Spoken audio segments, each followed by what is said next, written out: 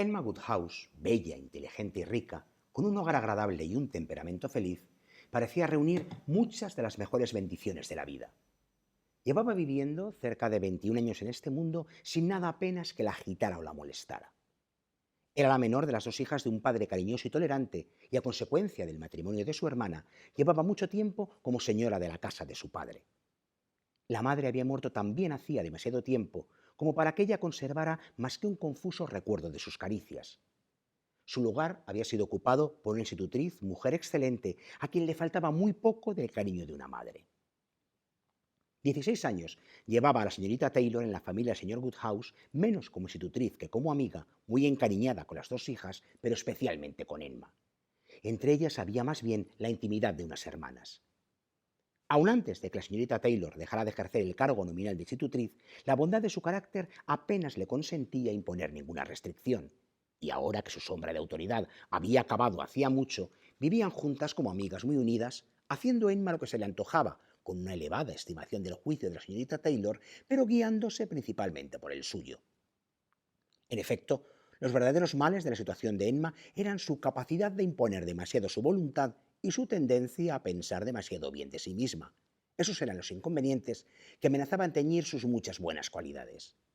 Sin embargo, ese peligro era en ese momento tan poco advertido que de ningún modo tales cosas alcanzaban en ella categoría de desgracias. Una tristeza sobrevino, una amable tristeza, pero de ningún modo en forma desagradable.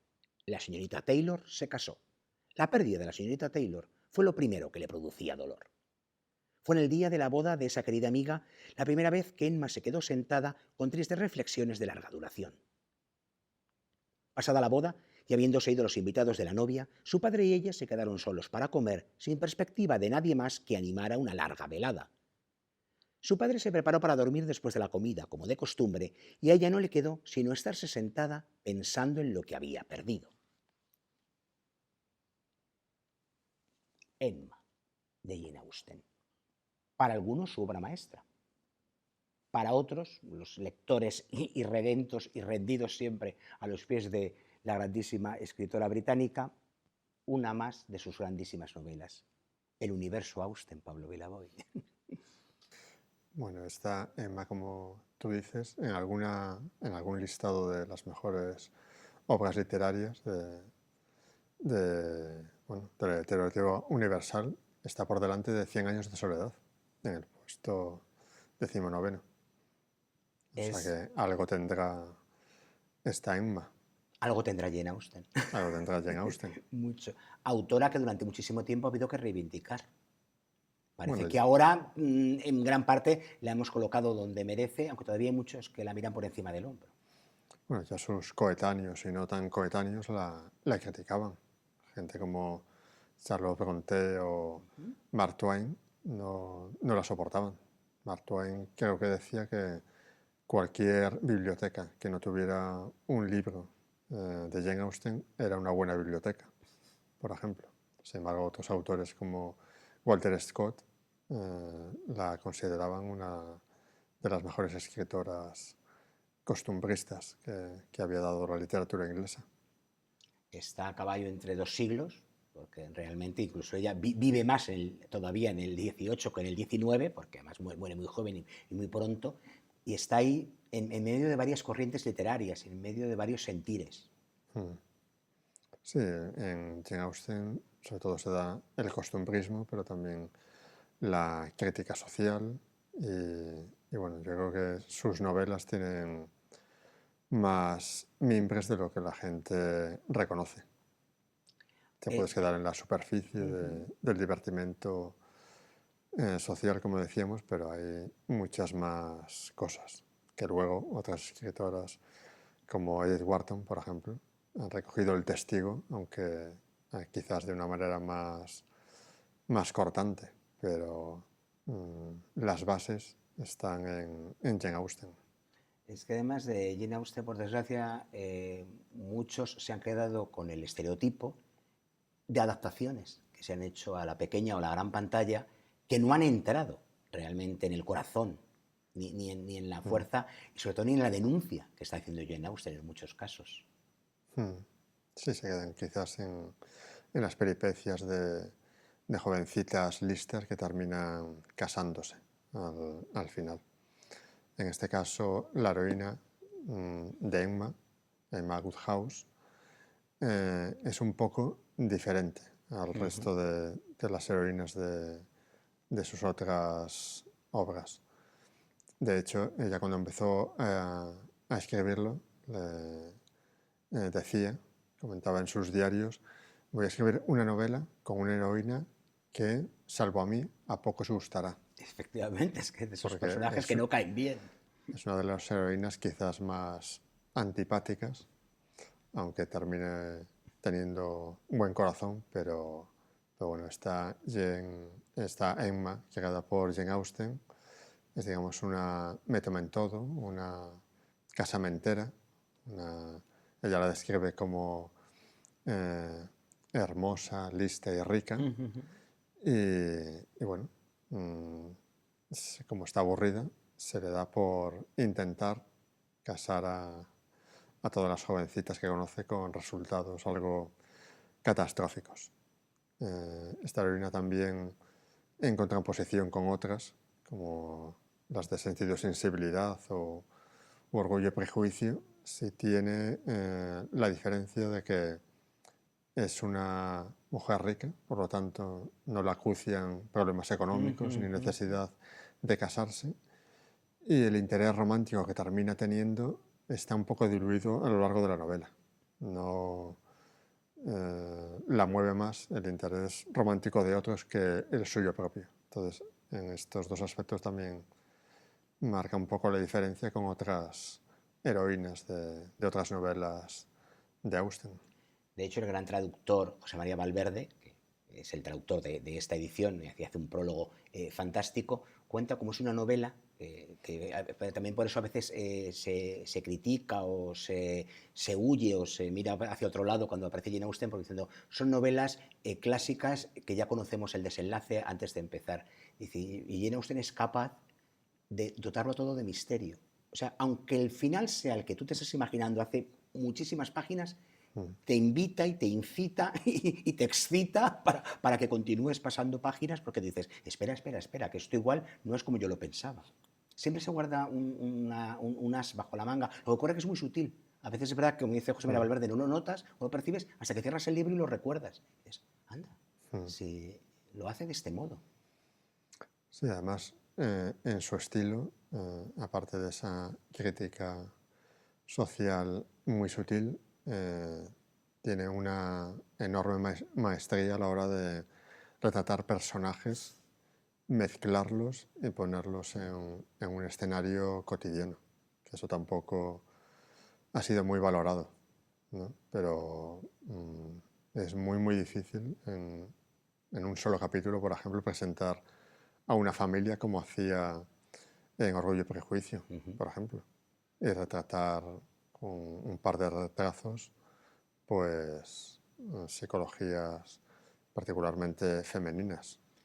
Y luego además eso que bien mueve y maneja sus piezas humanas, o sea, que bien ese microcosmos que poco a poco casi es macrocosmos y novelas muy corales que bien lo maneja, como dice José María Valverde, no percibes la carpintería, simplemente te dejas llevar. Luego sí, ya cuando te paras y lo analizas o lo estudias, y se te toca sobre todo en la universidad y demás, como allí en Austen se lo estudia en tantos países del mundo, dices, ah, caramba, claro, qué maestra, qué bien, pero como lo hace tan elegantemente, tan sencillamente, no le das importancia.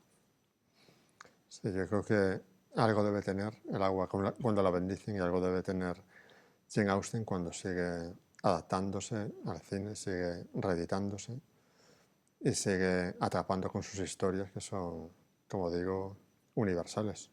Es que a veces esto de no hay que hay que leer cada cosa en su contexto, hay que ponerlo en lo que era. Sí, primero pues para ponernos en el contexto de la sociedad en la que ella vivía, la que ella sufría y lo que ella contaba, como dices, asomando tímidamente la cabeza. Luego llegó Edith Wharton para asomarla del todo y para decir, no, señoros, esto no es así, pum, pum, pum.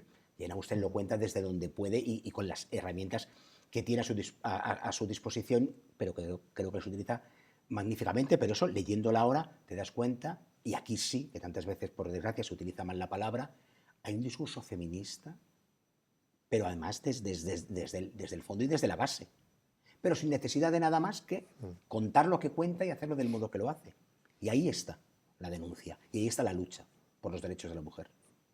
Sí, porque además Jane Austen realmente da voz a mujeres cultas que leen y que son diferentes dentro de un contexto determinado, pero que son diferentes, por mucho que al final terminen en la tradicional boda, pero son mujeres distintas y de hecho son señaladas por la sociedad Precisamente por eso, como sí. distintas o Claro. particulares. E incluso por hacer alarde de que no quieren casarse. Porque como dices, en el caso de Enma, como no lo necesita, porque claro, no tiene eso, hay un marido que la mantenga. Pues es ella la que mantiene al marido. Sí, si quiere, porque ahí tiene. Bella, inteligente y rica. Lo hemos leído al principio. Quiero además recordar y destacar algo que en el fantástico prólogo que hace José María Valverde recuerda, que es que en una de sus novelas, espera, ¿dónde está ahora esto? En una de sus novelas, la gran Virginia Woolf, o sea que no es sospechosa, creo, Virginia Woolf, de aplaudir y alabar lo que no le gusta o le conviene. Recordemos que como en su labor como editora rechazó Ulises de Joyce. O sea, ¿cómo debía ser Virginia Woolf cuando analizaba el texto de otras? En Viaje de ida, es verdad que una de las mujeres de la novela, el personaje dice, no me gusta Jane Austen, es tan, bueno, como un plisado ajustado. Pero otra alega, y como dice José María Valverde, destapando la cuestión del feminismo, es la mejor escritora. No intenta escribir como un hombre. Todas las demás mujeres lo hacen. Por esa razón yo no las leo. Jane Austen escribe como ella quiere escribir, no como le imponen los demás. La verdad es que es un buen prisma para enfocar la figura de Jane Austen en sus justos términos. Enma, como dices, muy bien considerada para muchos críticos que leen a Jane Austen con los ojos y el corazón bien abiertos, no, eso, no desde los prejuicios ni desde los esquemas, y esquematizando, dicen que es la mejor. Yo reconozco que tengo debilidad, así toca mojarse, implicarse un poquito por la variedad de Northanger, que es un alegato feminista como yo pocas veces he leído, sin que se le note. Es lo que te va quedando. Sí, además ahí coquetea un poco con lo gótico también. Es muy, muy interesante. Yo si tuviera que mojarme, elegiría Orgullo y Prejuicio, que es una delicia. Para mí es estilo Jane Austen elevado a la máxima potencia. Qué gran favor hicieron Emma Thompson y Anne Lee a Jane Austen, en el sentido de darla de verdad a conocer como Jane Austen merecía, y a partir de ahí encontrar lectores en todo el mundo. Sí, sí. Lo dicho, que siempre hay que volver a la Austen. Aquí la tienen, aquí la tenemos. Y hoy es esos días en los que vamos a hablar de varios libros que hemos leído y queremos recomendarles, al margen, por supuesto, del de inicio, del de Jane Austen. Aquí esto es 3 en 1. Venga, al completo. Son 3 libros de Editorial Almuzara que están relacionados entre sí, aunque cada uno merece su propia explicación. Por lo tanto, esperen ustedes, que hoy sé que tengo tanta cosa, tengo hasta que mirarme cosas aquí, porque si no, olvido los datos.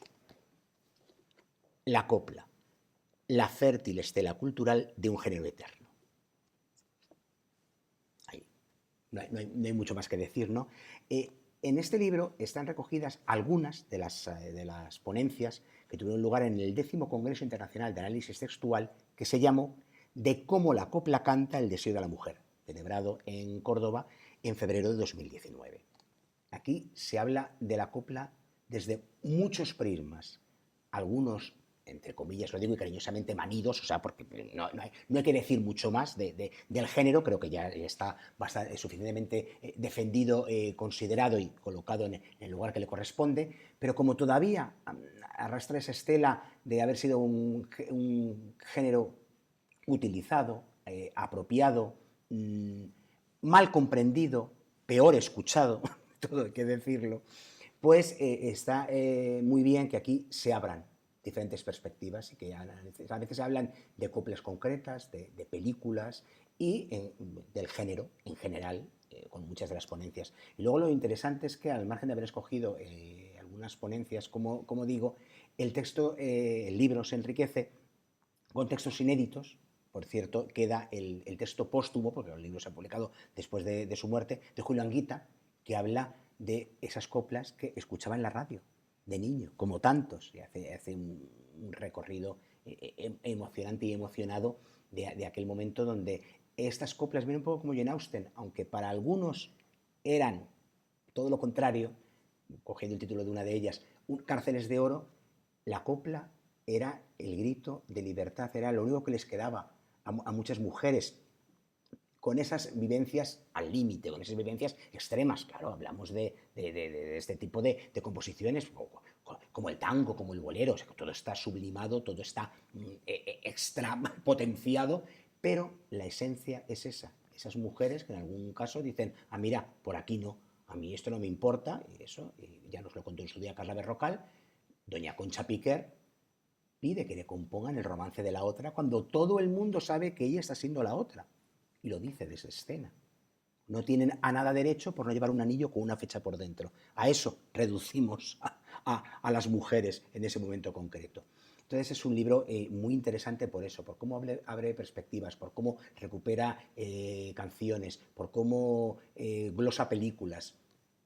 Para el amante del género y para quien no lo conozca o nunca se haya atrevido, también por eso, porque uno lleva muchas cosas a veces en la cabeza impuestas, quítenlas todas y escuchemos desprejuiciadamente la copla y, sobre todo, leamos libros como este, que se puede complementar perfectamente con otro libro de Almuzara, que es Sevilla en la copla y en el cine, el libro póstumo, porque por desgracia se ha editado cuando él ya había fallecido, de Joaquín Arvide, que hace un recorrido por lo que ven, por cómo Sevilla ha estado reflejada en la copla y en el cine. Pero lo hace Paul Villavoy con una estructura muy curiosa, porque va año a año. Le da como la cronología, y entonces en cada año, ¿qué cantante nace ese año relacionado con Sevilla o directamente sevillano? ¿Qué películas se está rodando ese año? ¿Qué películas se hace? Entonces, es muy bonito porque vas viendo como la propia evolución, digámoslo así, a nivel de copla y de cine de la ciudad de Sevilla, pero no hay duda ni pérdida porque vamos siguiendo la cronología, nunca se la salta. Además, copla y cine, que en España han ido durante muchos años de la mano. Efectivamente, y fíjense ustedes a dónde llega, que en algunos libros de historia del cine escritos en el extranjero se destaca como interpretación y como secuencia que lo cuenta todo, el momento en el que Pedro Argentina Morena Clara canta El día que nací yo. Eso está puesto como en algunas enciclopedias del cine universal como una de las cumbres, es decir, como con tan poco, con otras cosas, ¿se acuerdan? Ella simplemente cosiendo, como si no le doliera, canta y cuenta esa copla y resume el personaje perfectamente. Y ahora vamos a un libro que nunca agradeceré bastante a su autoría editorial que haya aparecido, El teatro chino de Manolita Chen. Hay tanto que agradecer, Pablo Villavoy, y esos artistas que han recorrido carreteras, que han ido hasta el último pueblo, que han levantado sus carpas, que han llevado sus carromatos, que han llevado su arte y su talento para que todo el mundo disfrutase de la fantasía, de la emoción, de la magia, para que todo el mundo se evadiese un poco de la realidad. Y lo ejemplifica magníficamente, claro, Manolita Chen con su mítico e histórico teatro chino. Además, este libro tiene un maravilloso muestrario de los integrantes de la troupe que lo formaban. Esto es que tienen ustedes que verlo y que leerlo, pero solamente les digo por cómo los calificaban. Luz de Triana era estrella de estrellas, la más aplaudida por su voz y estilo sin igual. La propia Manolita Chen era primera y escultural supervedette, escultural supervedette de galas orientales. Y así todo. Mari Elvi, monísimas bailarinas de español y moderno. Y así. Niño de Almendralejo, la voz de oro flamenca. Niña de Cabra, revelación sensacional en el cante de Antonio Molina. Una auténtica maravilla. Juan José Montijano consiguió hablar además con la propia Manolita Chen y entonces lo cuenta de primerísima mano. Esto es una auténtica joya gracias al Almuzara, de verdad. Rafael Cano ha vuelto, novela histórica, con Grijalbo de nuevo, que editó su obra anterior, la estupenda La senda del rey, pero con El linaje maldito, Rafael Lacano ha ido varios escalones hacia arriba y varios pisos más allá, porque es una novela tan inteligente, tan endiablada, tan sencilla de leer, pero tan endiablada, le digo, porque mezcla géneros, mezcla estilos, mezcla épocas, aunque transcurre toda en el siglo XVI. Parece que comienza cronológicamente y empieza a alternar unas cartas, las cartas de la auténtica protagonista de esta historia, la infanta María de Avís, que fue, lo estoy mirando, sí, desde luego, porque si no, ya tanto dato en la cabeza, que fue en su momento la mujer más rica de Portugal, nieta de la llamada Juana la Loca, de Juana de Castilla. En el centro de todas las intrigas matrimoniales, palaciegas, y claro, de los países de ese momento, estaba ella. El linaje maldito, por eso maldito, porque también arrastra una herencia de sangre, herencia, como vemos, monetaria, pero sobre todo de querer ser, también en ese momento, la mujer que a ella le nace ser, no la que los demás la van a obligar o la están obligando. Esa moneda de cambio, como tantísimas veces ha ocurrido y sigue ocurriendo en la política y especialmente en aquellos siglos. Rafaela, como digo, se ha sobrado porque sobre todo es una novela policíaca, una novela de intriga, policíaca, en aquella época una novela de intriga, de misterio, comienza con un crimen, pero todo lo demás va fluyendo y va naciendo y saliendo en esta estupendísima novela. Y como colofón, La metamorfosis infinita, de Paul Penn, publicada por HarperCollins, una novela estremecedora, una novela que duele, que inquieta, que perturba, pero es que es un grito de libertad, es un grito de alegría, o que debería ser de alegría, como el nombre de su auténtica protagonista, porque aunque la narra su madre, lo que sucedió con alegría y por lo que su madre cuenta esta historia y ha vivido esta historia primero, ha sido solo por alegría, porque ella pueda sentirla, más allá de su nombre, ser y vivirla, y que nadie pueda ni levantar un mínimo grito, ni un gesto, ni mucho menos golpearte, masacrarte, aniquilarte, por simplemente querer ser quien eres. Es un libro que todo el mundo debería leer porque está hablando de la hora, de quiénes somos y especialmente de quiénes podemos llegar a ser y de quiénes no deberíamos ser nunca. Y de gente con la que no deberíamos tener que tropezarnos y encontrarnos y deberíamos tener que defendernos de ello. Lo fácil sería decir, Pablo, que es una novela negra, porque además vuelve al eterno dilema de dónde acaba la justicia para empezar la venganza. La venganza aparece en la portada, pero es que es mucho más que eso. Es una novela absolutamente recomendable, apasionante. Es que sí, les va a doler, les va a remover, pero ¿quién dijo que esto, lo de leer, fuera fácil y cómodo? Volvemos a Jane Austen. A veces lo que hace falta es que el libro a ti te inquiete, ¿no? Claro. Te perturbe un poquito. Cada novela es un viaje distinto. Fíjense la de viajes que hemos hecho hoy. Hoy sé que no me cabe el escaparate en el regazo. Pero bueno, diferentes opciones de lectura. Cada uno, Pablo, que escoja lo que más le apetezca en cada momento. O todo a la vez. Sí, ¿por qué no? Hay lectores que emprenden múltiples viajes a la vez. Efectivamente, algunos de estos libros se pueden leer capítulos, porque de la copla se pueden leer capítulos sueltos, porque esos son ponencias simplemente y cada uno en sí misma empieza y termina. Bueno, pues así hoy nos vamos llevando el arpa al ángulo oscuro del salón. Cargaditos, además. Pero ya saben ustedes que allí nos esperan otras lecturas de las que muy pronto hablaremos aquí y las compartiremos con todos ustedes.